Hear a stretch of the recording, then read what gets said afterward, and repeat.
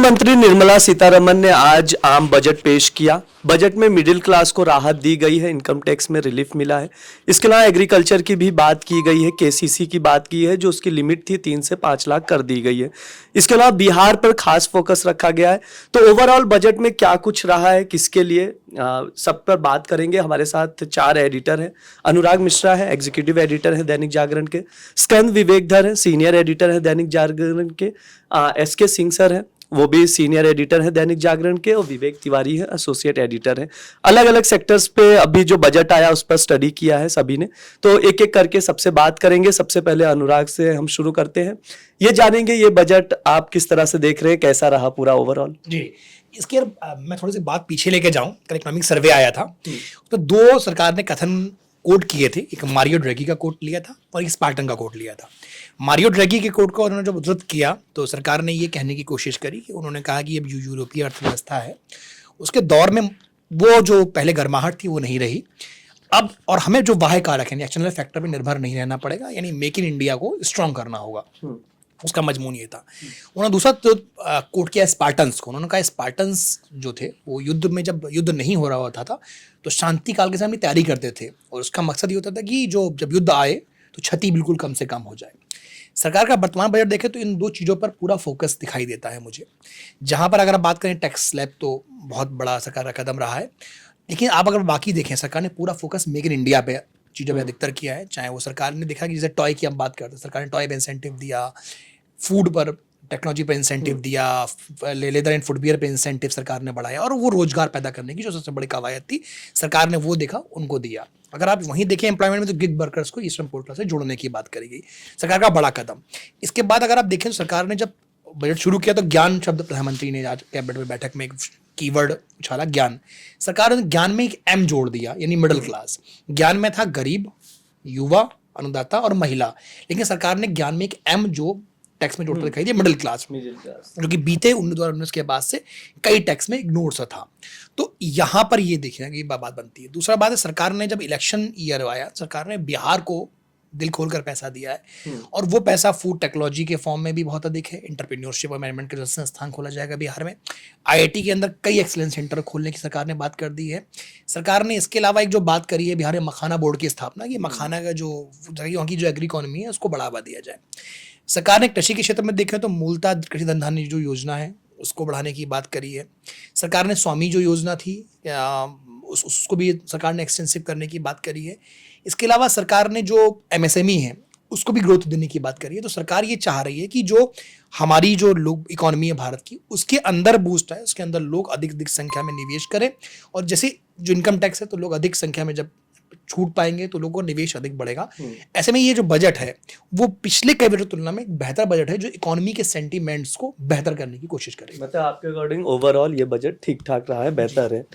आस्कन जी, आप बताइए कि कैसा लगा ये ओवरऑल ये जो बजट है पूरा? देखिए, बजट जैसा उम्मीद की जा रही थी लगभग उस पर खरा उतरा है, क्योंकि हम पिछले कई सालों से देख रहे हैं एक जो मिडिल क्लास, जो एक बीजेपी का कोर वोटर भी है, वो बड़ा निराश होता था हर बजट से कि उसको उस तरह की रिलीफ नहीं मिलती थी। और जो अगर देखा जाए जिस तरह से इन्होंने इस बार टैक्स जो आपकी कहते हैं छूट बढ़ाई है, छूट इनकम जो है वो 7 लाख से 12 लाख करी है, ये एक बड़ा कदम है। और इसमें एक चीज़ और जो अभी देखने को, अगर हम जाए कि फाइनेंस बिल में मैं देख रहा हूँ, तो शायद जो ओल्ड टैक्स रजीम था जिसको हम कहते थे, अब वो इस फाइनेंस बिल में कहीं नजर नहीं आ रहा है फिलहाल। अभी तक जो मैंने पढ़ा इसमें फाइनेंस बिल में नहीं है। तो हो सकता है कि जब ये नया टैक्स लॉ जो जिसकी निर्मला जी ने बात की है कि वो जब आए तो उसमें अब जो न्यू टैक्स रजीम है वो ही बचे। ठीक, तो एक तो ये है। दूसरा एक और जो उन्होंने स्लैब बनाया है कि भाई अब उन्होंने कह दिया 12 लाख रुपए तक टैक्स नहीं है, और अगर आप सैलरीड हैं, सिर्फ सैलरीड हैं, यानी अगर आपकी दूसरी इनकम नहीं आ रही है कहीं से, आप दूसरे अदर स्रोत से आय नहीं होती, तो आपको 12,75,000 यानी 75,000 स्टैंडर्ड डिडक्शन मिला के आपको 12,75,000 तक छूट नहीं लगेगी। लेकिन ये ध्यान रखना है कि अगर 12,75,000 से पैसा ज्यादा हो गए तो फिर आपके स्लैब के हिसाब से पैसे लगने हैं। यानी जो उसमें जो 0 लाख से 4 लाख है उसमें 5% है, 4 लाख से 8 लाख 10%, फिर 8 से 12, इस तरह उन्होंने 4-4 लाख के स्लैब बना दिए हैं। तो अगर आपकी 12,75,000 से ज्यादा हो रही है तो फिर आपको उस स्लैब के हिसाब से टैक्स देना पड़ेगा। लेकिन ओवरऑल हम देखें तो एक बड़ी रिलीफ है किसी भी लिहाज से। तो निश्चित ही जो मिडिल क्लास है वो इसमें खुश होगा। एक जो इंसेंटिवाइज करने की बात थी सेविंग की, वो मुझे लगता है गवर्नमेंट अब ओल्ड टैक्स रिजीम की जो व्यवस्था थी उसको बदलना चाहती है। तो जो हम नए टैक्स में देखेंगे वो एक अच्छी राहत मतलब उसमें हमें क्लियर हो जाएगा। उसके अलावा भी टीडीएस और टीसीएस को लेके भी अच्छे हुए हैं। मतलब जैसे रेंट से जो पहले टीडीएस था 2,20,000 रुपए ज्यादा का रेंट था तो आपको टीडीएस कटता था, अब 6 लाख कर दिया है वो। तो वो भी एक बड़ा जंप है, मतलब 20,000 से सीधा 50,000 महीने का अगर हो रहा है। इस तरह टीसीएस में भी कई जगहों पे टीसीएस का भी वो कम किया है उसके जो है। जैसे फॉरेन एजुकेशन के लिए अगर आप बच्चा किसी का बाहर पढ़ रहा है तो वो कितना भी पैसा भेज सकते हैं अगर वो किसी इंस्टीट्यूट में अच्छे पढ़ रहा है, उसमें से हटाई दिया है टीसीएस। उसके अलावा भी आप घूमने जा रहा है, कोई कहीं भी जा रहा है, तो 7 लाख की जो लिमिट थी उसको बढ़ा के 10 लाख कर दिया। तो वो जो बहुत ज्यादा टैक्सेशन एक जो महसूस हो रहा था लोगों को, वो कम हुआ है। दूसरा कोई टैक्स नहीं, जैसे एसटीटी पे कहीं टैक्स बढ़ा दें या इस तरह की कहीं कुछ टैक्स बढ़ाया नहीं है। तो बड़े सालों बाद अगर हम देखें तो मिडिल क्लास को कुछ पैसा में सेविंग होती नजर आ रही है। जी, इसके सिंह आपको कैसा लगा ये ओवरऑल बजट पूरा? अब देखिए, जैसा इसकन जी ने डिटेल दिया कि मिडिल क्लास के लिए बहुत सी चीज़ें हैं और बहुत साल के बाद इतना कुछ देखने को इतना मिला है मिडिल क्लास को। और अगर हम फिर थोड़ा सा हम सेगमेंट वाइज भी देखें तो उसमें भी अभी हम जो देख रहे हैं कि अभी क्योंकि अभी बजट डॉक्यूमेंट अभी अपलोड हुआ है तो हम लोगों ने भी शुरुआती अध्ययन ही किया है, डिटेल अभी और देखेंगे। तो जैसे मैं देख रहा था एग्रीकल्चर के लिए, तो उसमें कई घोषणाएं हैं एग्री के लिए कि जैसे जो एक कम प्रोडक्टिविटी की बात लगातार हो रही है, तो प्रोडक्टिविटी बढ़ाने के लिए जो 100 जिले चुने गए हैं जो कम, जहां पर उत्पादकता कम है उपज की, तो उसके लिए धन धान्य कृषि योजना लाने की बात है। फिर एक नेशनल मिशन है एडिबल ऑयल, खाद्य तेल और बीज के लिए। ठीक है, तो खाद्य तेल में हम आयात पर काफ़ी निर्भर हैं, तो उसकी उत्पादन देश में खाद्य तेलों का उत्पादन बढ़ाने के लिए, तिलहन का उत्पादन बढ़ाने के लिए एक नेशनल मिशन शुरू करने की बात है। फिर दालों में आत्मनिर्भर होने के लिए 6 साल का एक मिशन वहाँ भी एक मिशन शुरू किया जाएगा दालों के लिए, ताकि हम 6 साल में उसको हम आत्मनिर्भर बनाने की बात है। क्योंकि दालों में भी हम काफ़ी आयात पर निर्भर हैं। फिर उसके लिए जो प्रमोट किया जा रहा है तो उसमें यह है कि जो सेंट्रल एजेंसियां हैं, सरकारी एजेंसियां, वो 4 साल तक तूर यानी कि अरहर, उड़द और मसूर दाल जो किसानों से खरीदेंगी, किसान को उनके साथ कॉन्ट्रैक्ट करना पड़ेगा और वो खरीदेंगी। तो ये किसानों के लिए एक एस्योर्ड की इनकम की तरह हो जाएगा कि भाई हम इतना जो भी हम उपजाएंगे एजेंसियां हमारी खरीद लेंगी। तो उनको और अभी जो एक डर रहता है कि भाई पता नहीं हमारा बिकेगा या नहीं, अगर नहीं बिका तो कम भाव पर बेचना पड़ेगा, एमएसपी से भी कम भाव पर बेचने की नौबत कई बार आई है। पिछले साल भी हमने देखा था कि मूंग की बिक्री मध्य प्रदेश में भी कम भाव पर हुई है। तो उस तरह की चीज़ें ना हो, तो उससे बचने के लिए एक तरह से प्रमोशनल स्कीम कह सकते हैं। एक अनुराग जी ने बताया मखाना वाला जो, तो वो बिहार में, क्योंकि वो मखाना का सबसे ज़्यादा उत्पादन बिहार में होता है, तो वो एक स्कीम है। फिर इसके अलावा अगर हम देखें, हम थोड़ा सा अगर हम इंडस्ट्री की तरफ जाएं, एमएसएमई छोटी इंडस्ट्री की तरफ जाएं, तो अब देखिए उसमें बजट में एग्रीकल्चर को बताया गया कि फर्स्ट ग्रोथ ऑफ इंजन, यानी कि विकास का पहला इंजन, और एमएसएमई को बताया गया है दूसरा, सेकेंड ग्रोथ ऑफ इंजन। तो एमएसएमई के लिए भी कई योजनाएं हैं, इसमें कई घोषणाएं हैं कि जैसे जो मेजर मुझे अभी लग रहा है कि जो उनकी जो इन्वेस्टमेंट की लिमिट और टर्नओवर की लिमिट एमएसएमई की जो थी वो बढ़ाई गई है। तो जैसे इनका जो इन्वेस्टमेंट की लिमिट है वो 2.5 गुना कर दी गई है और टर्नओवर की लिमिट 2 गुना की गई है। तो इससे जो उनको स्केल अप करने में मदद मिलेगी एमएसएमई को, यानी कि उनका जो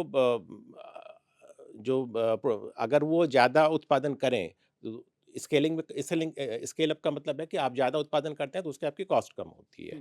तो आप ज़्यादा इन्वेस्टमेंट करके, ज़्यादा मशीनरी लगा करके ज़्यादा मात्रा में उत्पादन कर सकते हैं, इससे आपकी कॉस्ट कम होगी, तो आप उसको आपका मार्जिन उसमें ठीक होगा। इसी तरीके से लेदर और टॉयज़ के लिए भी कुछ घोषणाएँ हैं कि टॉय के लिए जैसे अभी तक चीन जो है दुनिया का सबसे बड़ा टॉय उत्पादक रहा है और एक्सपोर्ट भी उसका बहुत ज़्यादा होता है। तो उसमें टॉयज़ में, खिलौनों में एक मेड इन इंडिया ब्रांड के तौर पर दुनिया में इसको ले जाने की कोशिश है। तो ये है एक और पॉइंट अभी फ़िलहाल मैं जोड़ना चाहूँगा कि तीसरा जो इंजन है वो इंजन ऑफ ग्रोथ जो है इन्वेस्टमेंट इन पीपल, इसको तीसरा इंजन बताया गया है कि लोगों को यानी कि जो हम जिसको हम पिछली बार हम अभी तक हम स्किल इंडिया या स्किलिंग की और अप स्किलिंग की बात कर रहे थे, उसको एक नया टर्म दिया गया है इन्वेस्टमेंट इन पीपल। तो उसके लिए भी कुछ योजनाएं हैं। तो अभी इसकी डिटेलिंग थोड़ा सा और इसके अगली बार हम लोग बैठेंगे हाँ। तो फिर और देखेंगे। बिल्कुल, बिल्कुल। विवेक जी, आपको कैसा लग रहा है ये वाला बजट? और रेल बजट की बात हो रही थी, उसमें कुछ खास बदलाव? एक्चुअली मतलब अगर पूरा बजट देखा जाए तो लगभग लगभग अर्थव्यवस्था की ज़रूरत और लोगों की ज़रूरत के हिसाब से लगभग सभी सेक्टर्स को कैटर करने की कोशिश की गई है, सबको कुछ न कुछ देने की कोशिश की गई है। किसानों को लेके काफ़ी फोकस था, तो इस बार एग्रीकल्चर के लिए कई सारे एवेन्यूज़ पे काम किया गया है।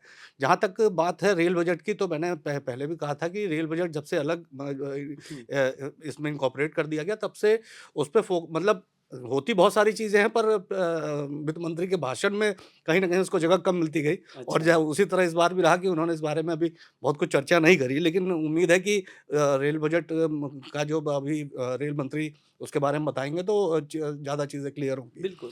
लेकिन दूसरी सबसे बड़ी जो ट्रांसपोर्ट सेक्टर है, एविएशन का कहा जाता है जिसको, उसको लेके एक बड़ा ऐलान हुआ है आज बजट में। उड़ान स्कीम के तहत रीजनल कनेक्टिविटी को लेके काफ़ी फोकस किया था गवर्नमेंट ने। अब उड़ान उड़ान 0.2 को जो स्टार्ट करने की बात हुँ, की गई है, उसमें 120 नई डेस्टिनेशंस को जोड़ने की बात है। और सबसे बड़ी चीज़ ये है कि इसको बहुत डिसेंट्रलाइज़ और बहुत छोटे एयरपोर्ट्स के साथ शुरू करने की बात है। जैसा कि इसमें कहा गया है कि अगले कुछ सालों में 5 सालों में 4 करोड़ के करीब नए यात्री जोड़े जाएँगे। हुँ, बहुत सारी जैसे नॉर्थ ईस्ट में या पहाड़ों में बहुत सारे छोटे-छोटे एयरपोर्ट्स या हेलीपैड्स बनाए जाएँगे, उनको इससे जोड़ा जाएगा। बिहार में ग्रीनलैंड एयरपोर्ट्स बिहार में बहुत सारे हवाई पट्टियाँ हैं जो अंग्रेज़ों के समय से हैं, जिनका इस्तेमाल नहीं होता है। हुँ, उनको किस तरह से इस्तेमाल में लाया जाए और नई डेस्टिनेशंस को डेवलप किया जाए, उसको लेके काफ़ी फ़ोकस किया गया है। इवन जो टूरिज़्म बढ़ाने को लेके बात है, उसमें भी इस योजना के तहत काफ़ी आने वाले समय में मदद मदद मिलेगी। देश की ज़रूरत के हिसाब से जैसा कि रोज़गार बढ़ाने, इन्वेस्टमेंट बढ़ाने के तो फ़ोकस किया ही गया है। हुँ, सरकार ने एक्सपोर्ट पे भी ध्यान दिया है और बहुत सारे ऐसे सेक्टर्स जो एक्सपोर्ट करते हैं और बड़े पैमाने पे रोज़गार पैदा करते हैं, उनको फ़ोकस किया है। उदाहरण के तौर पे जैसे लेदर इंडस्ट्री को इन्होंने वित्त मंत्री के भाषण में 2 बार लेदर इंडस्ट्री का ज़िक्र हुआ है। हुँ, उसमें इन्होंने कई सारी रियायतें दी हैं। जो ब्लू वेट लेदर जो इम्पोर्ट होता है, भारत में बहुत सारा लेदर इम्पोर्ट होता है जिसका फिनिश प्रोडक्ट बनते हैं और पश्चिमी देशों को बेचे जाते हैं और देश के लिए एक बड़ा फॉरेन करेंसी का एक वो ज़रिया है। तो हुँ। उसको देखते हुए इस बार काफ़ी फ़ोकस्ड हैं मंत्री जी, और उसपे उन्होंने काफ़ी रियायतों की बात कही है। दूसरा, जैसा कि सर ने बताया, टॉयज़ इंडस्ट्री को लेके एक देश को हब बनाने की बात है और वो भी एक बड़ा एक्सपोर्ट ओरिएंटेड प्रोग्राम गवर्नमेंट का दिखता है। तो कुल मिला के हुँ, बजट जो है बहुत बैलेंस्ड है और लगभग-लगभग सभी क्षेत्रों पर ध्यान देने की कोशिश की गई है। हुँ। मिडिल क्लास की बार-बार बात हो रही थी टैक्स को लेकर कि ओल्ड टैक्स रिजिम जो सिस्टम है वो ख़त्म होगा कि नहीं होगा? नए टैक्स रिजिम जो आएगा उसमें स्लैब रेट में चेंजेस आएँगे, तो अभी आ गया, तो मैं चाहूँगा कि आप दर्शकों को पूरा जो स्लैब रेट है अभी जो आया है टैक्स का, कि 12 लाख रुपए तक टैक्स फ्री है और जो एक-एक है परसेंटेज वाइज़ किसे कितना टैक्स देना होगा, थोड़ा-सा समझा देंगे? देखिए अभी जो नया टैक्स रजीम, न्यू टैक्स हुँ, रजीम जिसको हम कहते थे, शायद वही अब हमारी डिफ़ॉल्ट टैक्स रजीम रह जाएगी और हुँ, ओल्ड टैक्स रजीम अगले साल से शायद हुँ, अरे बार अभी हम और कंफर्म करेंगे, लेकिन फ़िलहाल की जो दिख रही है उसमें ओल्ड टैक्स रजीम नहीं है। तो हम मान के चलते हैं कि अब वैसे भी 72% लोग ऑलरेडी न्यू टैक्स रजीम में आ गए थे और इस बदलाव के बाद ये ज़्यादा ही आकर्षक हो रही है। तो अगर रहती भी है तो मुझे लगता है कि ज़्यादातर लोग न्यू टैक्स रजीम में ही आ जाएँगे। तो उस हिसाब से हम देखें तो जो पहली स्लैब है वो 4 लाख के 0 से 4 लाख रुपीज़ की है। हुँ, उसमें निल टैक्स है, उसमें कोई टैक्स नहीं लगेगा। दूसरी जो टैक्स स्लैब बन रही है वो 4 लाख से 8 लाख की है। और इस पर 5% का टैक्स है। तो अब सारे स्लैब इसमें उन्होंने 4-4 लाख के कर दिए हैं ना, जैसे 4 से 8, 8 से 12, 12 से 16, 16 से 20, 20 से 24 एंड उसके 24 से अबव जो है। तो 4 से 8 है 5%, 8 से 12 है 10%, 12 से 16 है 15% और 16 से 20 है 20% और 20 से 24 है 25% और उसके बाद 24 से ऊपर 30% की रहेगी। सेस वगैरह जो थे अभी उस पर ज़्यादा क्लैरिटी है नहीं, तो सेस जो रहेंगे मान के चलते वो रहेंगे ही।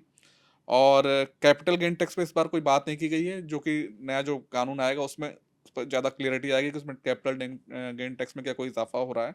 अगर हम इस हिसाब से देखें तो अगर आपकी इनकम 12,75,000 ज़्यादा है, सैलरीड क्लास में हो आप, तो फिर कितना टैक्स बनता है? तो अगर हम देखें तो ये करीब, अगर 15 लाख है आपकी इनकम, टैक्सेबल इनकम 15 लाख मान लीजिए बनती है, तो करीब 1,05,000 रुपए की टैक्स लाइबिलिटी बनेगी आपकी, क्योंकि फिर आपको इन सारे स्लैब में जो भी टैक्सेबल है वो देना पड़ेगा। तो आप देखेंगे 4 लाख से 8 लाख के बीच में आपका लाइबिलिटी बनती है 20,000 रुपए की, फिर 8 लाख से 12,000 के बीच में लाइबिलिटी बनती है 40,000 की, तो ये 60 हो गए।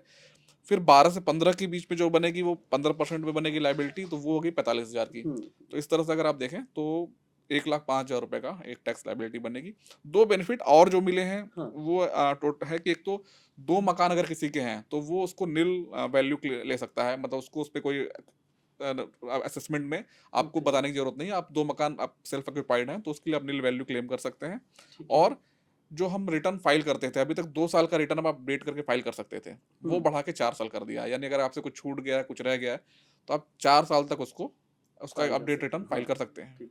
ये 2 बेनिफिट थे, और भी हम आगे पढ़ते जाएंगे और जो भी हमें लगता है कुछ तो हम उसको जरूर शेयर करेंगे।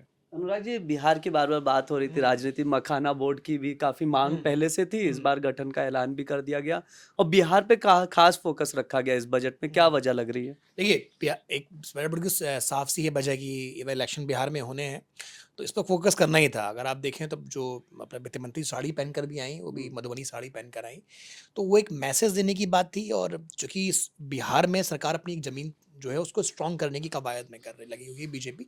तो बीजेपी तो सबसे लार्जेस्ट पार्टी चुनाव जब रही थी, तो बिहार में जितनी भी घोषणाएं करी गई वो एग्री इकॉनमी को लेकर, मैनेजमेंट को लेकर, इससे पहले भी बिहार को एक बहुत बड़े फंड देने की बात जब कोalition गवर्नमेंट बनी थी, उसमें भी था कि बिहार और आंध्र प्रदेश को एक बड़ा चीज़ें मिलेंगी। वो बजट में कोशिश सरकार ने करी है।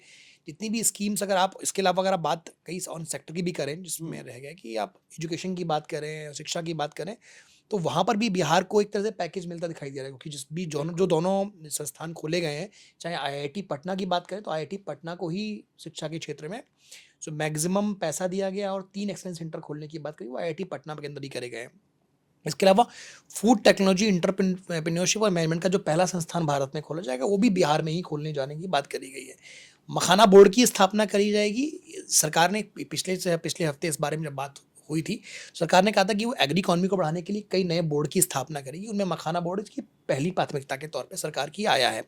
तो इसके अलावा देखें तो शिक्षा के क्षेत्र से अगर आप आंगनबाड़ी का देखें, तो आंगनबाड़ी के विस्तार के जो पहले मॉडल की सरकार ने शुरुआत करी थी, वो बिहार से ही करने की शुरुआत करी थी। सक्षम और जो आंगनबाड़ी सरकार ने इसके महिलाओं को फंड देने की बात करी है। और इसके अलावा आप देखें तो न्यूट्रिशन के लिए भी सरकार ने एक संस्थान खोलने की लास्ट ईयर बात करी थी, वो भी बिहार के अंदर ही खोला गया था। तो इस बजट के साथ साथ पिछले बजट से ही जब से सरकार बनी थी, सरकार जुलाई के बाद से बिहार पर अधिक फोकस था। इस बार चूंकि रेलवे के बजट की भी क्लैरिटी नहीं आई है, वरना ट्रेनों के मामले में बिहार बड़ी बाजी मारा हुआ था। और अगर आप देखें तो अगर बाजार की भी बात अगर इसी संदर्भ में करी जाए, आपके बजट के संदर्भ में, तो देखें तो 2021 में बाजार ठीक ठाक उछला था, गिरावट नहीं आई थी। 22 में भी नहीं आई, 23 में भी नहीं आई, 24 में पहली बार गिरावट आई। और इस बार इनकम टैक्स की स्लैब आने के बावजूद भी बाजार के जो सेंटीमेंट्स हैं उसमें बदलाव नहीं दिखाई दिया। एक बड़ा सवाल यहाँ पर यही उठ रहा है कि अगर बाजार को इससे क्या सेंटीमेंट्स बाजार के अंदर नहीं गए हैं, जिससे बाजार उठता होगी। 21, 22, 23 और तक लगातार बाजार हमेशा उठा है। थोड़ा बहुत बाजार में गिरावट, पहली बार बाजार गिरावट के साथ बढ़ के बाद गया है। तो इसको लेकर एक बड़ी चिंता। इसमें अनुराग जी पॉइंट जो मुख्य वजह जो बाजार को लग रही है कि इस बार जो कैपेक्स है वो अगर आप देखें तो पिछले कई सालों से कैपेक्स बहुत तेजी से गवर्नमेंट बढ़ा रही थी। इस बार जो है एक तो शायद मिडिल क्लास को रिलीफ देने के लिए, और दूसरे क्योंकि चिंता गवर्नमेंट की मांग बढ़ानी चाहिए, तो मिडिल क्लास को रिलीफ देने के लिए गवर्नमेंट के पास, जो हम पिछली बार भी लोग डिस्कशन कर रहे थे कि बहुत ज़्यादा किटी है नहीं, तो गवर्नमेंट ने इस बार अगर आप देखेंगे तो जो कैपेक्स है वो 11,20,000 करोड़ का रखा है, जो कि पिछले साल 11,11,000 करोड़ का था, बजट एस्टिमेट जो भी था, वो लगभग बराबर है। इस वजह से एक मैसेज जा रहा है कि शायद ग्रोथ को लेकर सरकार एक थोड़ी पीछे हटी है, और ये मुख्य वजह है जो बाजार इसको नेगेटिव ले लिया है। और अगर हम उसको रिवाइज एस्टिमेट से देखें तो रिवाइज एस्टिमेट से भी ये बजट जो कैपेक्स है लगभग 10% ज्यादा है। 1,00,000 करोड़ हाँ, तो 1,10% के करीब ज्यादा है, तो उसको लेके थोड़ा सा एक निराशा है कि हो लेकिन एक सवाल मेरा आपसे उठता है यहाँ पर कि जैसे सरकार ने जब बजट की शुरुआत करी तो उन्होंने एक्सीलरेटेड ग्रोथ शब्द का इस्तेमाल किया, इकोनॉमिक सर्वे भी लेकर आए, तो क्या जो वित्त मंत्री है या सरकार की जिस बार बार हम ग्रोथ को, विकास को बढ़ावा देने को बयान को बाजार उतना स्वीकार नहीं पा रहा है? क्या बाजार हकीकत को मान रहा है, या सरकार की कह रही है पैसा बाजार में डालने की कोशिश करें, उसको स्वीकार नहीं पा रहा है? आप इसको कैसे? हाँ, देखिए बाजार देखा जाए तो क्या है, बाजार एक समूह है जिसमें अलग अलग हितों के लोग बैठे हुए हैं, ठीक है। तो जब कैपेक्स में पैसा आता है, डायरेक्ट पैसा जब आता है, तो उसमें आप अगर आप देखें तो सेगमेंट, आप मार्केट का सेगमेंट देखिए क्या है। अगर कैपेक्स में ज़्यादा पैसा आएगा तो सीमेंट, मेटल, इस तरह की जो कोर इंडस्ट्रीज है ना, उनको बेनिफिट मिलता है, ठीक है। अब उनको बेनिफिट मिलेगा तो उनके जो आप देखेंगे जो टॉप कंपनीज है जो हमारे एनएससी या निफ्टी या सेंसेक्स या जिनसे ये कॉन्स्टिट्यूट होते हैं, उसमें कोर बिजनेस ज़्यादा हैं, ठीक है। तो अगर कैपेक्स में पैसा आता है तो उनको डायरेक्ट बेनिफिट मिलता है इसका ना, कि भाई सीमेंट की डिमांड आएगी, मेटल्स की डिमांड आएगी, इस तरह तमाम चीज़ों को बूस्ट होता है। और दूसरा ये भी माना जाता है कि जब इंफ्रा में पैसा लगता है तो उसका जो मल्टीप्लायर इफेक्ट ज़्यादा होते हैं, तो और ग्रोथ आएगी। तो जो कोर बिजनेसेस है उनको एक मार्केट को फायदा मिलता है। तो इस वजह से जब भी कैपेक्स में ज़्यादा पैसा खर्च होता है, जैसे आप देखें पिछले 3 बजट में डिमांड बढ़ाने के लिए बहुत ज़्यादा कोई प्रयास हुए नहीं थे, सप्लाई ही बढ़ रही थी, लगातार सप्लाई बढ़ रही थी, तो इंफ्रा क्रिएट हो रहा था। लेकिन क्या हुआ, उसका नतीजा ये हुआ कि जब मिडिल क्लास के हाथ में पैसे आने बंद हो गए तो डिमांड नहीं आई। ये कंपनियां भी इसी के चलते आप देखेंगे तो प्राइवेट इन्वेस्टमेंट नहीं हो रहा था, लेकिन कैपेक्स के भरोसे पूरी मार्केट रन करती थी।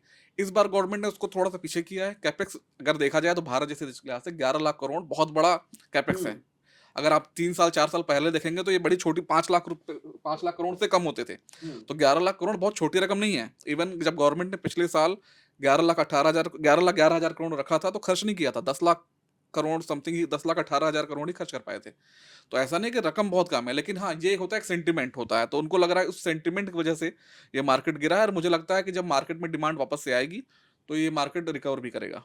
क्या लग रहा है इसके सीन सर, आप बताइए, विवेक जी भी, आप लोग भी बताइए कि क्या लग रहा है, मार्केट गिरा इतना क्योंकि सबको लग रहा था कि शायद बजट के बाद पॉजिटिव दिखे अनाउंसमेंट, जिस हिसाब से बजट आएगा, लेकिन कुछ दिखा नहीं पॉजिटिव। देखिए मतलब अब मार्केट भी जो रिएक्ट करता है ना वो इमीडिएट एक रिएक्शन होता है, तो उसको भी हमें मतलब बहुत ज़्यादा उस पर हमें उतना तवज्जो भी हम न दें कि मतलब कि ऐसा नहीं कि बजट में कुछ नहीं है, अच्छा। मार्केट गिरा इसका मतलब बजट में कुछ नहीं है, हमें ये इस नतीजे पर भी नहीं पहुंचना चाहिए। ये क्योंकि बहुत सी चीज़ें एक वो है कि मार्केट हमेशा एक सेंटिमेंट पर काम करता है, कि जैसा इन्होंने बताया इसकन जी ने कि अब एक एक फैक्टर लग रहा है कि कैपेक्स का है, कि कैपेक्स कम हुआ है, तो अब ठीक है मार्केट गिरा, लेकिन अब कल को अगर मान लीजिए आम आदमी के हाथ में पैसा जाता है तो कल को वहाँ से अगर डिमांड निकलती है तो एक सेक्टर में नहीं तो दूसरे सेक्टर में डिमांड निकलेगी। और इंफ्रा में भी जैसे इन्होंने बताया कि मतलब इंफ्रा में मतलब बढ़ा नहीं है लेकिन कम भी नहीं हुआ है। पिछले साल का जो बजट एस्टिमेट देखें और इस साल का बजट एस्टिमेट लगभग बराबर है, तो कम नहीं हुआ है। अगर उतना भी इस साल बजट एस्टिमेट जो है उतना भी अगर कैपेक्स अगर रह जाता है पूरे साल में, अगर सरकार खर्च करती है तब भी काफ़ी रकम होगी, वो बड़ा इन्वेस्टमेंट होगा। विवेक जी आप बताइए, आपको क्या लग रहा है? एक्चुअली हम अगर आर्थिक सर्वे को देखें तो हमको उसी में जवाब मिल जाएगा कि आगे क्या होने वाला है। अभी आर्थिक सर्वे में ही कहा गया कि जिस हिसाब से कंपनियों का प्रॉफिट बढ़ा, उन्होंने इन्वेस्टमेंट नहीं किया। इन्वेस्टमेंट ना करने की मुख्य वजह थी कि डिमांड नहीं थी मार्केट में। अगर आज की डेट में कंपनियों को पैसा मिलता जाए और डिमांड ही ना हो तो वो नया नया इन्वेस्टमेंट नहीं करेंगी और इकोनॉमी में पैसा उस तरह से घूमेगा नहीं जिस तरह से घूमना चाहिए। गवर्नमेंट के इस पूरे बजट का पूरा फोकस है कि आने वाले समय में इकोनॉमी में डिमांड क्रिएट हो। अगर ये डिमांड क्रिएट होती है तो निश्चित तौर पर कंपनियों के प्रॉफिट बढ़ेंगे, कंपनियां नए निवेश के लिए प्रोत्साहित होंगी। तो जब नया निवेश होगा तो ऑलरेडी इकोनॉमी को एक बूस्ट मिलेगा। तो मुझे लगता है बाजार अभी हाल फिलहाल आज के दिन के लिए अगर बात की जाए तो आज एक तो वर्किंग डे भी नहीं था उस हिसाब से जिस हिसाब से, तो मतलब बहुत से लोग अनुमानों पे काम कर रहे थे। मुझे लगता है कि आने वाले 1-2 दिनों में 3 दिनों में ये पॉजिटिव दिशा में बाजार भी दिखेगा। इसमें मैं एक दो पॉइंट्स और जोड़ना चाहूँगा अभी बजट से रिलेटेड। मतलब मार्केट तो ठीक है अपनी जगह, कि जैसे मैन्युफैक्चरिंग में ग्रोथ के लिए कुछ जो स्टेप्स उठाए गए हैं, तो उनके बारे में बताना चाहूँगा कि एक नेशनल मैन्युफैक्चरिंग मिशन शुरू किया करने की बात है, और वो खास करके जो इलेक्ट्रिक व्हीकल्स हैं उनकी बैटरी के लिए और सोलर पैनल के लिए, तो उनके उनका देश में उनकी मैन्युफैक्चरिंग बढ़ाने के लिए अलग से एक मिशन शुरू कर रहे हैं। फिर स्किलिंग के लिए 5 नेशनल सेंटर स्थापित किए जाएँगे, और 3 सेंटर ऑफ एक्सीलेंस स्थापित किए जाएँगे आर्टिफ़िशियल इंटेलिजेंस के लिए, एआई के लिए। क्योंकि अब हम देख रहे हैं कि एआई का इस्तेमाल हर जगह बढ़ रहा है, और एआई में जो मैन पावर है उसकी डिमांड काफ़ी ज़्यादा आ रही है, और डिमांड के हिसाब से मैन पावर उपलब्ध नहीं है। तो उसको बढ़ावा देने के लिए सेंटर ऑफ एक्सीलेंस बढ़ाने की बात खोले जाएँगे। एक पॉइंट और बताना चाहूँगा कि जो गिग वर्कर्स हैं, जो विभिन्न जो प्लेटफ़ॉर्म हैं वर्कर्स हैं, वहाँ जो काम करते हैं, उसमें वहाँ पर करीब 1 करोड़ लोग अभी उनकी जो वहाँ काम करने वालों की संख्या करीब 1 करोड़ पहुँच गई है।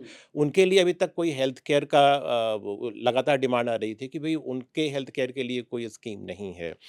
तो अभी सरकार ने अनाउंस किया है कि गिग वर्कर्स के लिए जो हेल्थ केयर प्रोवाइड किया जाएगा। तो ये भी इसकी भी डिटेलिंग हम लोग देखते हैं। अभी एक लाइन का अनाउंसमेंट था, तो इसमें आगे क्या होता है, ये भी देखते हैं। मेरा सवाल एक बेसिकली आप सभी लोगों से उठता है। सरकार जैसे अगर बात सिर्फ अगर टैक्स का देखें तो टैक्स के अलावा जितनी भी जो योजनाएं हैं वो लिख रही हैं लोक भवन सी योजना है जहाँ पर निवेश होगा उसका प्रतिफल अगले 5 या 7 सालों में दिखाई देगा।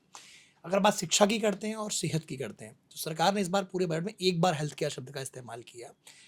हम वर्तमान में तमाम बीमारियों से भारत जूझ रहा है, हेल्थ हृदय के रोग की बीमारी बढ़ी। सरकार ने जो भी कहा कि मेडिकल की सीट्स बढ़ेंगी जो अगले 5 सालों में क्रमिक अंतराल पे बढ़ती जाएंगी। अगर आप शिक्षा में देखें तो एक्सपेंशन आपको आईआईटी पटना के अंदर ही दिखाई देता है। इसके अलावा सरकार ने ये कहा कि हमने 2023 तक 1.15 लाख सीटें जो 50,000 के करीब थोड़ा बहुत संख्या दिखती उनमें बढ़ा दिया। शिक्षा और सेहत के लिहाज से बैठकर आकलन करा जाए तो आप तीनों इसको कैसे करते हैं इवैल्यूएट, इसका आकलन कैसे करेंगे? क्योंकि शिक्षा एक बार मुझे लगता है ना इसमें जो एक्सपेंडिचर बजट है वो देखना पड़ेगा। नहीं, चूंकि जिसका नहीं जैसे बजट में कोई ऐसी बड़ी सरकार की घोषणा, सरकार की 5 ही योजनाएं चल रही हैं, तो अगर हम देखें जो भी सरकार ने अपना बजट का आंकड़ा दिया है उसमें शिक्षा 5वें नंबर पर आ रही है जो सरकार ने की हाइलाइट्स में अपना बजट का आंकड़ा दिया, और 7वें 8वें नंबर पर ही, क्योंकि नंबर 1 पे डिफेंस दिख रहा है, रूरल इकोनॉमी जो है वो बड़ी सबसे मतलब नंबर 2 पर दिखाई दे रही है, जो सरकार ने एक मोटा सा की हाइलाइट्स में अपने 5 या 10 पॉइंटर्स जिनकी सरकार ने बात करी है। मुझे लगता है जैसा कि आपने भी कहा और मतलब जो पूरा बजट अगर देखा जाए तो मुझे लगता है सरकार ने जो शिक्षा के तौर पे जो पहले अनाउंसमेंट होते थे नए इंस्टीट्यूट्स नए संस्थान या नए विधाएं उससे मुझे लगता है थोड़ा सा फोकस हटा के स्किलिंग पे ज़्यादा जोर दिया है। आप देखेंगे अलग अलग सेक्टर्स में एग्रीकल्चर में स्किल पे फोकस अलग है, मैन्युफैक्चरिंग में स्किल पे फोकस अलग है, इवन बड़े जो प्रोफेशनल संस्थान है वहाँ पर हिंदी को फोकस मतलब रीजनल लैंग्वेज में पढ़ाई को फोकस किया जा रहा है ताकि लोग चीज़ों को बेहतर समझें, नए इनोवेशंस हों। अर्बन चैलेंज शहरों में जो विकास है उसको लेके नए आइडियाज संस्थानों से मांगने के लिए एक अलग बजट रखा गया है। तो मुझे लगता है कि गवर्नमेंट का फोकस जो पारंपरिक शिक्षा है उससे हटके कहीं ना कहीं लोगों को आने वाले समय में इकोनॉमी के लिए तैयार करना, डिमांड के लिए तैयार करने के ऊपर ज़्यादा है। लेकिन अभी भी वर्तमान में अगर देखें तो ये बजट जो वर्तमान की जो प्रासंगिकता है शिक्षा और सेहत की उसको पूरा करता नहीं दिखाई देता, क्योंकि बजट में आप ना वर्तमान का भी देखते हैं कि आप वर्तमान में क्या कर रहे हैं, क्योंकि अगर आप भविष्य का ही खाका खींचते रहेंगे अगले 5 या 7 साल का, जैसे बात लोगों ने इसकी एक तर्क ये भी दिया जा रहा है टैक्स के संदर्भ में स्कंजी जो इससे सवाल ये रहा था कि जो विपक्ष ने आलोचना करी कि 8th पे कमीशन बढ़ रहा है तो जो भी सेकंड ग्रेड के बाबू होंगे उनकी तनख्वाहें इतनी हो जाएंगी, सरकार ने उसको मद्देनजर रखा तो वो नहीं। उसी में आपकी जो एक बात आपने इकोनॉमिक सर्वे की बात करी थी कि इकोनॉमिक सर्वे में जो कंपनियां हैं सैलरी नहीं बढ़ी लोगों की, लेकिन कंपनियों के जो फायदे हैं वो बढ़े। तो ये दो बातें कॉन्ट्ररी करती हैं। तो जो इस देश में एक बड़ा तबका इन्हें 70 से 80% अगर मान लिया मोटा जो प्राइवेट कर्मचारी नौकरी करता है उसके लिए क्या बनता है हिसाब किताब यहाँ पर, क्योंकि वो टैक्स स्लैब से ही राहत पा सकता है, उसको आप मेडिकल में राहत नहीं देते। क्योंकि अगर देखें तो अगर आप मेडिकल खर्च की बात करते हैं तो आप चीन से पीछे हैं, भूटान तक से पीछे हैं आप, क्योंकि जो भागीदारी है भारत में बजट के अंदर 49% के करीब मोटा मोटा आम आदमी की भागीदारी, पर्यटन में सरकार की भागीदारी है। तो आयुष्मान जो भारत स्कीम है वो तो लोगों को जो एक वर्ग है प्राइवेट क्लास जो टैक्स भी दे रहा है उसको कैटर नहीं करती। तो और शिक्षा में जो आपने स्किलिंग की बात करी, स्किलिंग के लिए जो आप गिग वर्कर्स को पढ़ा रहे हैं या आप जो स्किलिंग के लिए बेसिक किसानों को बताएंगे या इकॉनमी में, लेकिन स्किलिंग के लिए जो एक व्यक्ति है जो पढ़ाई कर रहा है, बीटेक कर रहा है, क्योंकि पिछली बार आपने इंटर्नशिप की व्यवस्था की बात करी थी, व्यवस्था का एक्सटेंशन के बारे में सरकार ने बात नहीं करी। मेरा सवाल होता है, पिछले बजट की जो कई घोषणाएं थी उनके बारे में सरकार ने ये ना बताया कि क्या इनको एक्सटेंड कर रहे हैं या नहीं कर रहे हैं। ये क्लैरिटी होता है बाद में, बिल के अंदर बाद में आए, लेकिन अभी तक ये क्लैरिटी नहीं दिखाई दे रही है, क्योंकि बजट के जो आंकड़े भी हैं उसके अंदर भी। अभी आपने एजुकेशन की बात की थी, मैं वही एक्सपेंडिचर बजट निकाल के देख रहा था। तो हायर एजुकेशन का जो बजट है वो 2023-24 का जो एक्चुअल बजट था वो था 55,392 करोड़ रुपए का ना, यानी 2 साल पहले का बता रहा हूँ मैं आपको। और लेकिन इस साल जो है वो घट के 50,000 करोड़ का रह गया है। तो उसकी भरपाई कैसे होगी ये देखने वाली बात होगी, ठीक है, क्योंकि हम देख रहे हैं पिछले कुछ सालों से जो यूनिवर्सिटीज़ थी उनको कहा जा रहा है कि आप अपने रिसोर्स मोबिलाइज करिए। तो क्या इस बार थोड़ी और मुश्किलें आने वाली हैं जो हमारे हायर एजुकेशन संस्थान हैं, तो हमें देखना पड़ेगा, क्योंकि एक रिलीफ देने के लिए देखिए एक किटी होती है ना, उसके लिए आप अलग से तो कहीं ला, क्योंकि विनिवेश वगैरह पे आपने कल एक बात करी थी कि बैंडविड्थ कहाँ है, तो बैंडविड्थ सरकार टैक्स में लेके चली गई, तो अब वो बैंडविड्थ, हाँ वो टैक्स रिलीफ तो दे दिया है, लेकिन अब हमें देखना पड़ेगा कि उसको काटा कहाँ कहाँ से है। तो एक तो कैपेक्स को हम देखते हैं, कैपेक्स में साफ साफ दिख रहा था। अब हमें इस तरह से जब हम बारीकी से जब हम विभागवार जाएंगे तो हमें नजर आएगा। तो क्योंकि आपने जिक्र शिक्षा का किया था तो मैंने जस्ट सामने खोल के देख लिया।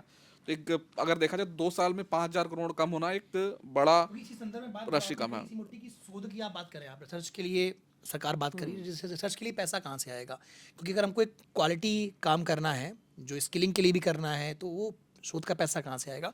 मतलब सरकार शिक्षा और सेहत को बड़े थोड़ा सा इग्नोर करके चली गई, वो नहीं बात नहीं करेगी जो जो क्योंकि उम्मीद थी। अगर आप पिछली सरकारों को देखें तो शायद उतना फायदा नहीं, क्योंकि हेल्थ एक बहुत बड़ा इशू है भारत में, क्रिटिकल बीमारियां लगातार बढ़ती जा रही हैं। जी जी, क्योंकि हेल्थ के अंदर सरकार को कुछ ऐसे स्कीम्स थी, जैसे सिकल सैनिमिया की सरकार ने सिकल सैनिमिया की बात करी सरकार ने। इस बार हेल्थ के अंदर कोई ऐसी बड़ी, कैंसर के लिए सरकार ने बात करी कि हम हर डे केयर सेंटर बनाएंगे जो कि कई डिस्ट्रिक्टों में खोले जाएंगे, पर उसमें बहुत आगे तक सरकार बड़ी योजना को लेकर नहीं गई। दवाइयों के दाम सस्ते हुए, पर लाइफ सेविंग ड्रग्स के हुए हैं, पर डायबिटीज़ के क्या सस्ते हुए हैं, क्या हृदय रोगों के दाम सस्ते हुए हैं। जो बीमारियां भारत में बहुत तेज़ी से बढ़ी हैं, क्या कैंसर की दवाइयां सस्ती हुई हैं, इसके बारे में कस्टम टैरिफ के अंदर है, लेकिन वो दवाइयों के दाम क्या सस्ते हो पाए हैं, तो उस पर एक बड़ा सवाल अभी भी। अब काफ़ी चीज़ों पे चर्चा होगी, वो देखा जाएगा। लेकिन ये है कि अगर हम देखें कि जो मिडिल क्लास की जो डिस्ट्रेस था वो बहुत ज़्यादा हो गया था, और वो डिस्ट्रेस ऐसा था कि वो या आपकी इकॉनमी ब्लीड कर रही थी। आप उसको कंडीशन देखिए ना कि आपके पास डिमांड ही नहीं थी। तो कहीं ना कहीं अब गवर्नमेंट हम उस मुकाम पे पहुंच गए थे कि जहाँ पे आप इसको इमरजेंसी के हालात कह सकते हैं। तो इसीलिए अगर देखा जाए तो उस हिसाब से निर्णय, मतलब जो कदम उठाया गया वो भी उतना ही बड़ा है।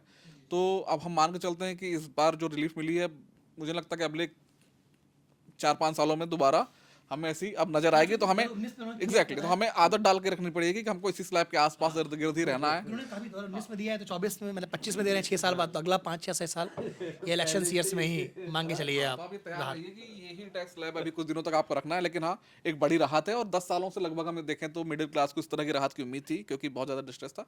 और जरूर मुझे लगता है कि कुछ ना कुछ मांग जो है, जो एक कमी आ रही थी, वो लौटेगी। और ओवरऑल ऐसा होता है तो हम मान चलते हैं बेहतरी होगी। सवाल इसमें समय उठता है कि जो वर्तमान में इकोनॉमी की मंदगति का इकोनॉमिक सर्वे भी आगाह कर रहा है बार बार कि इकोनॉमी की मंदगति, उसको कैसे बेहतर किया जाएगा। आप मतलब सवाल सबके सामने उठ रहा है।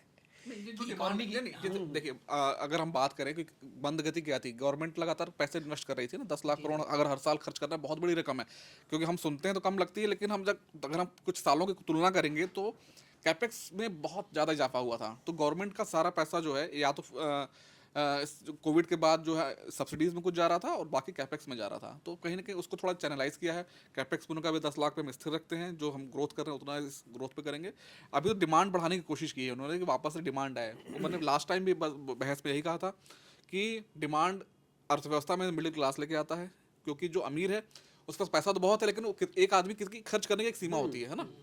और जो गरीब है उसका जो जीवन है, वो उसका जीवन यापन खाने पीने और इसमें ही निकल रहा है। तो जो डिमांड आती है वो मिडिल क्लास से आती है, और मिडिल क्लास के पास कोई मतलब पैसे बचती नहीं रहते। तो अब एक आया है, तो इस पर हम इसका असर देखते हैं, कुछ दिन इंतजार करते हैं। हो सकता है हमें इसका असर जो है डिमांड में दिखाई दे, और अन्य चीज़ों में कुछ दिनों में ग्रोथ के आंकड़े भी आने लगेंगे, तो हो सकता है हमें समझ में आए। जी, ये अभी दोनों साथियों ने जो बात कही बहुत इंटरेस्टिंग इन्होंने बताया। तो जैसे इन्होंने बताया ना कि मतलब एक अपर क्लास जो है, तो अपर क्लास क्या कंज्यूम करता है, वो महंगी चीज़ें खरीदता है। वो खाने में भी ना वो महंगी चीज़ें खरीदेगा। जो मास कंजम्पशन वाली जो चीज़ें हैं ना वो मास ही खरीदता है, और जो इकोनॉमी में डिमांड निकलेगी ना वो मास कंजम्पशन से निकलेगी। तो ये एक फैक्टर है। तो अभी तक ये नहीं हो रहा था, तो मास कंजम्पशन इसलिए और उसमें एक और पॉइंट मैं जोड़ना चाहूँगा कि जो अपनी जीडीपी का अगर हम स्ट्रक्चर देखें तो उसमें 55 से 60% जो है वो प्राइवेट कंजम्पशन का है, ठीक है ना। तो वो जब बढ़ेगा ना तो उसका इम्पैक्ट बहुत ज़्यादा होगा, क्योंकि जो कैपिटल एक्सपेंडिचर या सरकार का जो खर्च है ना वो जीडीपी में उसका हिस्सा कम है, प्राइवेट कंजम्पशन का सबसे ज़्यादा है। तो वो हिस्सा जब बढ़ेगा, उसमें जब गति आएगी तो पूरी इकोनॉमी में जो ग्रोथ है वो ज़्यादा होगी। अब ब्रदर, एक सवाल मेरा आपसे, क्योंकि हम लोग एक उम्र के पड़ाव पर हैं, आप एक सबसे युवा साथी इसमें मौजूद है, आप उसका आकलन कैसे करते हैं बजट का? जी, मैं देखो जैसे अभी युवा की बात हुई थी तो सबसे बड़ा जो मुद्दा है युवाओं के लिए बेरोजगारी है। मुझे नहीं लगा कि इस बजट में कुछ रोजगार को लेके कुछ खास देखने को मिला है। मिडिल क्लास को मिले ही राहत, नो डाउट, टैक्स में रिलीफ मिला है, बिहार को काफ़ी ज़्यादा दिया गया है। लेकिन बार बार स्किलिंग्स की बात होती है, लेकिन वो ग्राउंड लेवल पे इतनी चीज़ें दिखती नहीं है बजट के बाद भी। स्कीम्स आती हैं, बहुत सारी योजनाएं बनती हैं, लेकिन वो ग्राउंड लेवल पे इम्प्लीमेंट होने में दिक्कतें आती हैं। तो मुझे नहीं लगता कि रोजगार के मुद्दे में सरकार उतना ज़्यादा ध्यान दे रही है युवाओं के लिए जितनी इसमें ज़रूरत है। एक पॉइंट मैं जोड़ना चाहूँगा कि जैसे अनुराग जी ने भी थोड़ी देर पहले एक बताया था कि पिछली साल जो इंसेंटिव सरकार ने की थी, तो उसका बजट में जिक्र होना चाहिए था कि भाई उसमें कितनी तरक्की हुई है, उसमें क्या प्रोग्रेस है। वो स्कीम कई साल के लिए, 3 साल या 5 साल के लिए Exactly, है, हाँ। तो 5 साल में उनको 1 करोड़ लोगों को स्किल करना है। तो उसमें पहले साल क्या प्रोग्रेस रहा, तो वो एक कम से कम अपडेट होना चाहिए था। इवन जो रिसर्च की ही बात की गई थी कि सरकार कितना खर्चा करेगी, वो बहुत इंपॉर्टेंट है रिसर्च पर भी, क्योंकि ये भारत के लिए हमेशा से चैलेंज रहा है। अगर हम दूसरे देशों को देखें तो रिसर्च पे काफ़ी अच्छा खासा उनका बजट होता है, और इंडिया R&D में रिसर्च R&D पर तो हमारा खर्च तो देखिए जीडीपी का 0.5% के आसपास है, और जबकि हम कंपैरेटिवली हम चाइना का देखें तो वो 2.5% से ज़्यादा है, और जो सबसे ज़्यादा साउथ कोरिया का देखें वो 4.5% से भी ज़्यादा है उनकी जीडीपी के कंपैरिजन में। तो जीडीपी मतलब R&D पर तो खर्च हमारा नहीं, बहुत वही कम है। बात जो सिंह साहब ने कही कि विगत 2 दशकों से अगर देखा जाए तो हर बजट में कम से कम 2 या 3 योजनाएं R&D पर आती हैं, लेकिन उन योजनाओं का क्या कोई फॉलोअप नहीं है। अगर दिल्ली सरकार का ही तीसरा कार्यकाल है, इनके ही अगर 10-15 स्कीमों का आकलन करें तो रिसर्च पर पैसा ना बढ़ रहा है ना चीज़ें। हाँ, एक पॉइंट मैं ऐड करूंगा। एक्चुअली क्या है, ये सब ना बड़ी स्ट्रक्चर्ड और समस्याएं क्या है, ये बजट की समस्या बेसिकली है नहीं। अगर हम इसको देखेंगे ना तो ये ऐसा नहीं कि आप एक साल के बजट में आप इस पर निर्णय कर लो ना, आप तो ये तो आपको एक लॉन्ग एक लॉन्ग टर्म का विजन बनाना होगा। बजट तो सिर्फ आपको सपोर्ट करेगा। तो हम ये तो नहीं मान सकते कि इस पे हम एक बजट पे हम इसको डिसीजन करें, क्योंकि ये तो बजट के बाद भी आ सकता है, बजट से पहले भी आ सकता है, लेकिन एक साल का नहीं हो सकता। ये विजन कम से कम 25 साल का विजन होना चाहिए। मतलब एक पॉइंट मैं रिसर्च वाले पे जोड़ दूं कि मतलब एग्जांपल के तौर पर कि जो कृषि का जो डिपार्टमेंट है, their department of agriculture research वाला, तो उसका बजट देखिए पिछले कई साल से तो 3% 4% इस ऐसे बढ़ा है, जबकि आप महंगाई देखिए तो 5% 6% बढ़ी है। जी, जी। तो मतलब जिस तेजी से महंगाई बढ़ी है, रिसर्च पर मतलब आप कहें तो बजट नेगेटिव में हो गया उनका बजट। जी, जी, हाँ। एक सवाल आप दोनों से मेरा, इनकम टैक्स को जो सरकार ने जो नया बिल लाने की बात अगले हफ्ते करी है, वो न्यू इनकम टैक्स, उसके बारे में भी चूंकि हमारे दर्शकों को जानना बड़ा इंपॉर्टेंट है। क्या वो बिल होगा, क्या संभावना है उस बिल के अंदर देखती है, क्या बड़ा, क्योंकि उन्होंने जैसा ऐलान किया मुस्कुराई भी उसके पहले, तो क्या क्या क्या उसके अंदर होगा? क्योंकि जैसे अभी आप कुछ देर आपसे बातचीत चल रही थी कि 72% आदमी न्यू इनकम टैक्स रिजाइम को ऑप्ट कर चुका है, 28% खाली ओल्ड में बचा है। अब इसका इसका क्या उन्होंने आकलन कैसे किया, इसका एक डिफरेंट मैटर होगा। लेकिन ये जो न्यू इनकम टैक्स जो बिल की बात हो रही है कोड की, ये क्या माजरा है, थोड़ा बहुत इसके बारे में अगर आप लोग अपना पक्ष देखिए रख अभी सकें। जो टैक्स स्लैब तो चेंज कर दिया है, तो टैक्स स्लैब में तो न्यू इनकम टैक्स कोड जो आएगा उसमें कुछ वो तो नहीं बदलने वाला। तो जैसा वित्त मंत्री ने कहा है कि उसको बजट इनकम टैक्स को के जो रूल्स हैं, एक्ट जो है उसको सिंप्लीफाई किया जाएगा। तो अभी हम आपको अगर याद होगा, एक बार सुप्रीम कोर्ट के शायद चीफ जस्टिस थे या जस्टिस थे, उन्होंने एक सुनवाई के दौरान कहा था कि भाई मैं जस्टिस हूँ, सुप्रीम कोर्ट का जस्टिस हूँ, लेकिन मुझे अभी तक रिटर्न फाइल करना समझ में नहीं आया। तो एक उस लेवल का व्यक्ति अगर रिटर्न फाइल करने में उसको दिक्कत आती है, तो हम आप जैसे आम लोग या और भी जो लोग हैं उनको कितनी दिक्कत आती होगी रिटर्न फाइल करने के लिए। तो ये जो सिंप्लीफाई करना बहुत ज़रूरी है। अगर देखते हैं अब इसमें अगले हफ्ते अगर आता है तो उसमें क्या चेंज होते हैं। जी।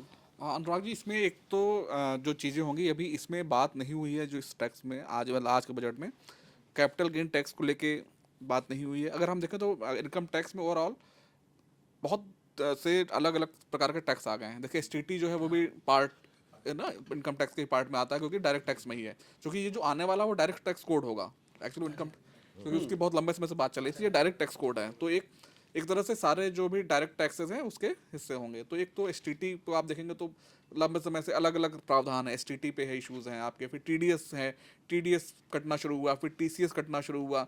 अलग अलग जगहों पे अलग अलग चीज़ें कटती हैं, तो बहुत ही कॉम्प्लेक्स है कि इस चीज़ पे इतना % टीडीएस कटेगा, इसकी थ्रेशोल्ड लिमिट ये है, टीडीएस की थ्रेशोल्ड किसी में अलग है। तो वो एक बहुत धीरे धीरे करके हर साल कुछ ना कुछ चीज़ें जुड़ती गई और इतने वर्षों में एक बहुत ही कॉम्प्लेक्स सिस्टम तैयार हो गया। अच्छा, अभी फॉर्म भी देखेंगे तो इनकम टैक्स में आप फॉर्म भी अलग अलग प्रकार के हैं कि आप कौन अगर आपकी सैलरी है तो आपका ये फॉर्म है, ये ना। तो ये सारी चीज़ें सिंप्लीफाई करने की कोशिश इसमें की जाए होगी।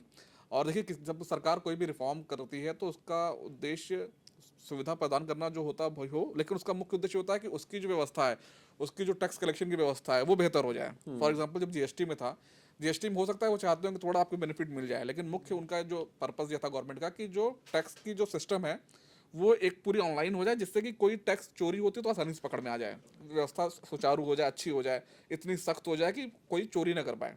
तो वो एक बड़ा मोटिव रहता है। लेकिन जो भी ईमानदार टैक्स पेयर है उनको भी थोड़ा बहुत उससे बेनिफिट हो जाता है।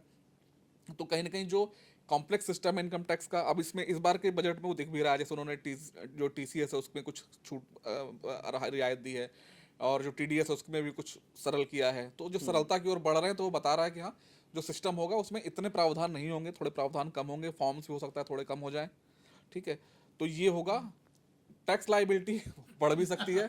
ठीक है, ये आप इस वाला इसको तो दावा नहीं कर सकते कि टैक्स लाइबिलिटी नहीं बढ़ेगी, हो सकता है बढ़ जाए, बट हाँ प्रोसीजर जो है थोड़ा आसान होगा। हाँ, कॉम्प्लेक्स सिस्टम जो है एक सिंपल सिस्टम में होगा, और मेरे ख्याल से गवर्नमेंट की कोशिश होगी कि वो आसानी से आदमी जो है वो टैक्स अपना रिटर्न भर सके, इतना सिंपल उसको किया जाए। मुझे लगता है जो टैक्स कोड है उसमें आने वाले समय में, जैसे आज की डेट में अगर किसी को इनकम टैक्स का एक नोटिस आ जाए तो आदमी घबरा जाता है कि अब कैसे करें, क्या करें, मुझे तो नोटिस आ गया।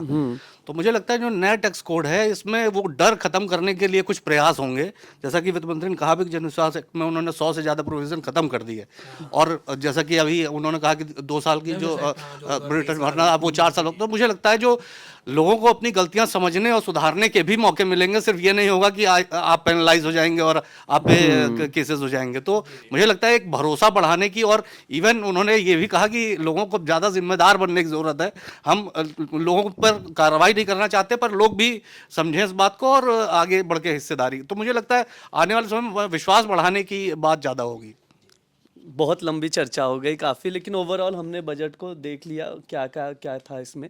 मिडिल क्लास को राहत मिली है, कृषि पर बात हुई है, बिहार पर बात हुई है। हम लोग बजट से जुड़ी वीडियो लगातार आप तक पहुंचा रहे हैं। आगे भी इसमें जो भी अपडेट आएगा, हमें जितनी भी जानकारी मिलेगी हम आप तक लेकर आएंगे।